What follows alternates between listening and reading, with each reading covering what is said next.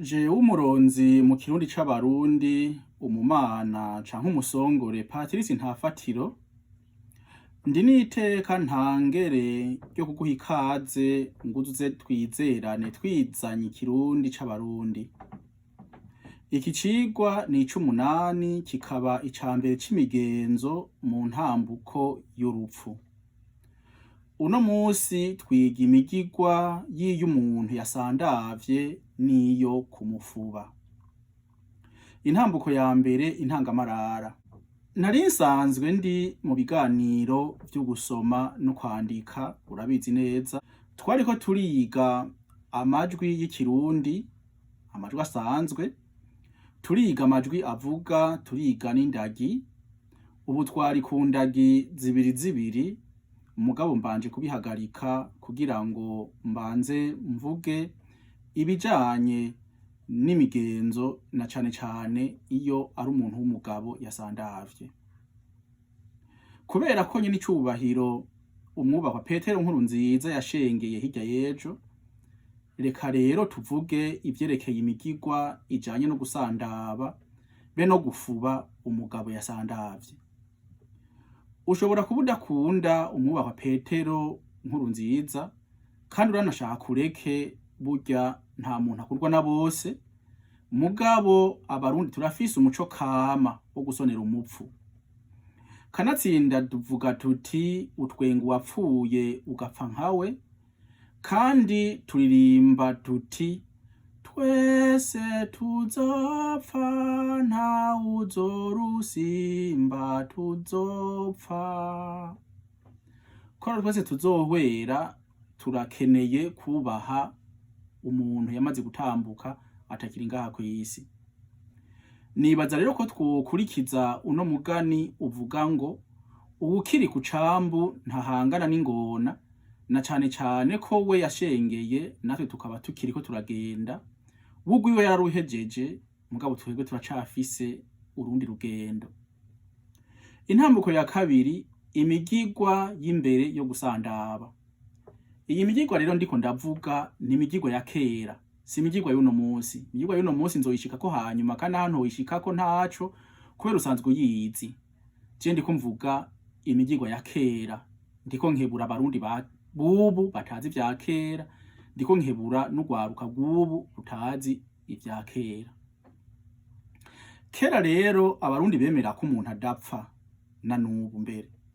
Hapfa ikibiribiri gusa, umuntu n'umutima w'ubwenge uri muri we ntahuja, ntupfa.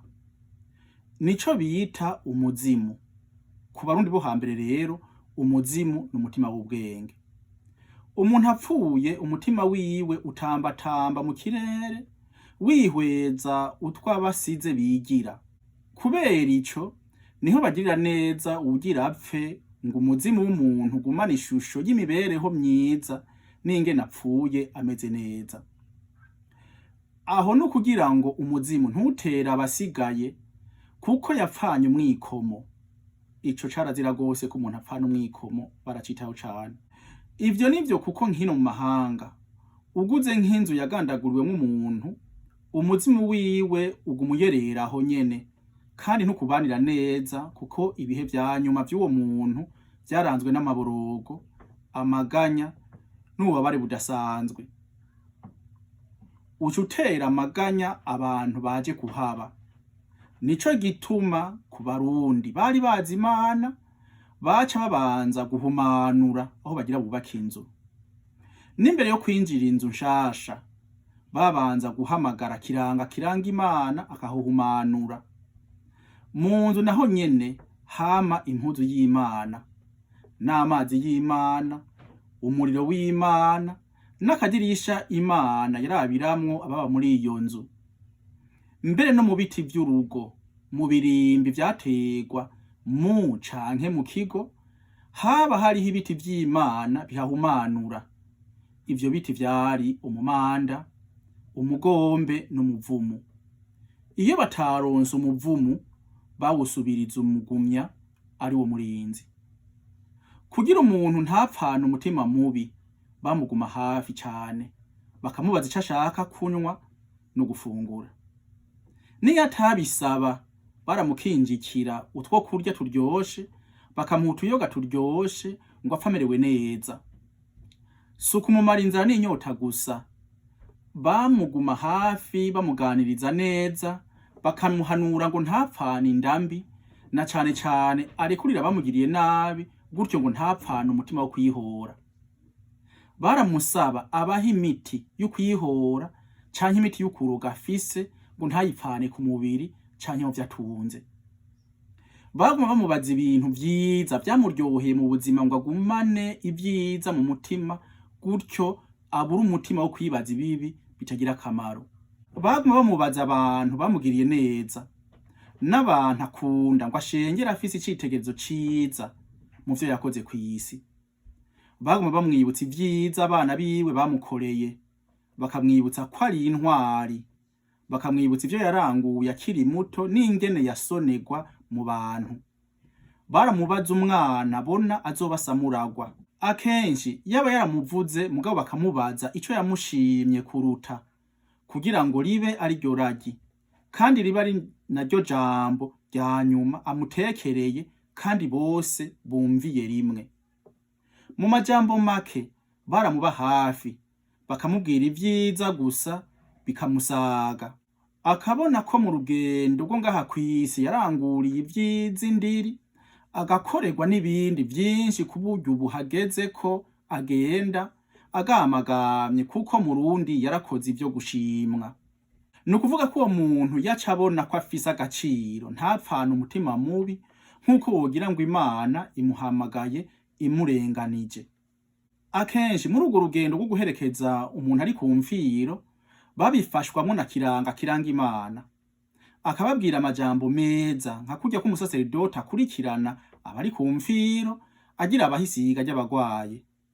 Si abazungu rero b'abakoroni bazanye iryo banga, twari turyifitiye kandi ryikwiye neza cane, ryakorwa neza gusumba ivyo abasaseredoti bakuru ubu. Intambuko ya gatatu, iyo umuntu asandavye. Umuntu wese ari ku mfiro, namye mvuga ko mvuga umugabo wenyene, bamuguma hafi ngo apfuye bamwegeranye bongere bamuhwamike ingohe. Vyarababaza abakurambere kuvuba umuntu yumye kera yamara akaguma kanura. Naho uwapfuye bamuhwamika ingohe akamera bwawe usinziriye, arico gituma bavuga ngo umuntu arasinziriye naho yahwereye. Baba bakoresheje impinyanyuro y'imbabarira amatwi canke inkikiro. Umugabo rero ahwereye. Umugabo yavyaye acikanye, abana bose baraza kumusiga amavuta yera. Abahungu bayamusiga mu ruhanga, ku mutima no mu budakogwa.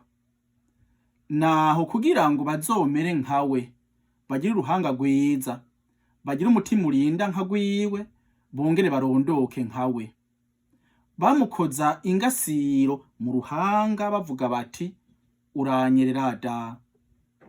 Abakobwa nabo bamusiga amavuta yera mu bworo bw'ikirenge, bakamukoza ingasiro ku munwa bavuga bati uranyerera dawe. Mu kirenge kwari ukugira ngo abatere umugisha wo kugenda, ku munwa naho kwari ukugira ngo bavugwe neza, babarikirizwe, bakobwe, bongere bazovugwe neza mu miryango bazoja kurongorwamwo. Umugabo yabanzwe bamusiga wese ingondo yera nk'igishegu, kandi iyo ngondo rero yayisigwa na kiranga kiranga Imana. Ivyo biheze niho baronka uruhusha rwo kurira. Igituma barira ntikwari uko abavuye iruhande, amarira kwari ukwerekana ko bari bamufise ku mutima, kuko bavuga ngo ubikirwa utabonye nturire, kandi burya umuntu muririra ico yarakumariye. None rero umuntu ataco yarakumariye ntumurira na gatoyi. Baraheza rero bakarira. Intambuko ya kane, gufuba uwasandavye. Naho nyene uwo muntu afubwa n'umugabo. Umugore n'abandi zo bavuga hanyuma. Bamaze kwimba babanza gusohora umuzimu, nawe ukaba umuzi w'umurinzi canke umuvumu.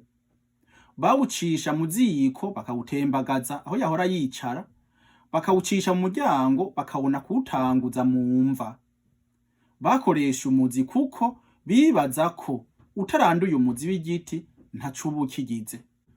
Utemye umutumba ukagisigariza umuzi kiranaga nta gisivya. Kandi aha ndiko ndavuga imva, uramuzi ko bahamba umuntu mu rugo. Hariho n'abahambwa mu ntaba z'urugo, hariho mbere n'abahambwa mu nzu. Harya rero usanga abakoroni baraje mu Burundi, ugasanga nka Musenyeri naka ahambwe mw'isengero, ugasanga canke uwundi muntu naka ahambwe mw'isengero. Twebwe mu Burundi bwa Nyaburunga hariho n'abantu bahambwa mu nzu. Mu gusohora ikiziga batanguza amaguru. Mugabo umuntu akomeye ari ku nderuzo batanguza umutwe. Nta muntu ahamba wiwe carazira. Ahambwa n'abanyamuryango be n'ababanyi. Umugabo afubwa n'abagabo, umugore nawe agahambwa n'abagore. Abakiri bato, nukuvuga naho ntarabishikira, n'umusore yahambwa n'abagabo, inkumi nawe nyene agahambwa n'abagore. Abakiri bato ntibaraba mu ruhafu ngo boca bahuma amaso. Imva y'umugabo yaja mu rugo canke iruhande y'igicaniro c'inka ku bazifise. Ibikingi vy'irembo barabinyuranya. Icari ibubamfu kikaja iburyo, icari iburyo kikaja ibubamfu, icari haruguru kikaja hepfo, icari hepfo kikaja iburyo. Bikavuga ngo urupfu rurashenye irembo. Kera uruhafu bagwimba nk'urugarama. Carazira guhambana umugabo impuzu ngo abasize ntibo bakivyara. Kandi baramutunatuna bakamera nk'abamwicarika ku bwatsi bw'umushungu canke isovu bahiye. Bakamukenyeza impuzu y'igiti baheruka kunyuka. Ku mutwe bamupfuka amababi y'umumanda ngo ivu ntirimuje mu matwi. Mu kiganiro gikurikira nzovuga isandaba ry'umuntu wundi atari umugabo. No kuvuga umugore, umusore, inkumi, umwana, uwapfiriye ku gahinga, uwakubiswe n'inkuba canke ihambwa rya nyina babiri. Ibi rero vyinshi ndababwiye nivyo nasomye mu gitabo c'imigenzo ca Ntawukaja ku rupapuro 42 gushika ku rupapuro rwa 49. Mugabo hari ibindi nabwiwe n'umuvyeyi wanje Binyongori Goderiva. Hari kandi nivyo twaganiriye na data wacu Rudoviko Ntitanguranwa n'abandi bagabo benshi cane biwacu mu basongore n'abarinda no mu bamana no mu bashubi baba hafi y'iwacu twaganiriye. Noheraheza ngira nti hajya kw'isi ni magiriranire, n'Imana tuyikunda canke tuyisenga ngo tuje mw'ijuru. Ko nkwigishije nawe mfasha, nufyonde aho handitse sabone kuko uzoba wiyandikishije. Nufyonde ku gakengeri ngo umenyeshwe zina musi nigishije. Nusangiza abandi ikicigwa ntutubwenge wenyene. Nunsange kwihete muravyo ica Barundi gmail.com ngo unterere canke uhera amazinda. Yari umuronzi mu kirundi c'Abarundi, umumana canke umusongore Ntafatiro Patrice. Ndagusezeye nguhezagira nti urakagira impundu n'impuzu, urakagira ipfundo ryipfuzwa nabo ryopfupfahariza, urakagira ibanga n'ibanga ubangiramwo imbuto. Ikibirengeye vyose uragakunda Uburundi, Abarundi n'ikirundi, ngo ntikirundwe mu ndimi ahubwo bikunde kirundi cirunde ku kirundo cazo.